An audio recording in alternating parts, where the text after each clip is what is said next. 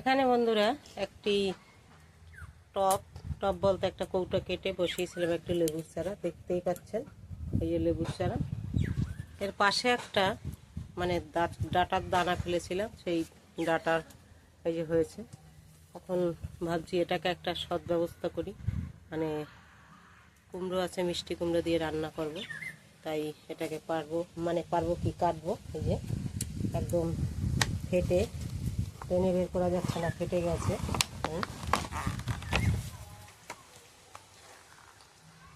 এই যে দেখুন কিভাবে কতটা শক্ত।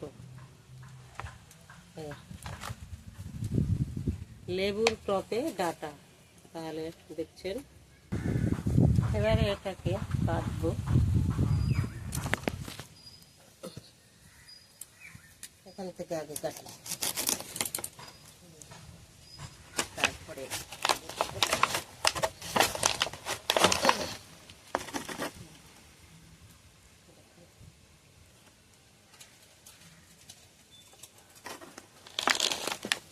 লেবু গাছটার মাটিটা একটু আলগা করে দেবো। না থাক, পরে দেবো, কারণ এটা তুলে লাগাতে হবে, এত শর্ট হয়ে গেছে যে হচ্ছে না। একটু আপাতত জল দিয়ে রেখে দিই।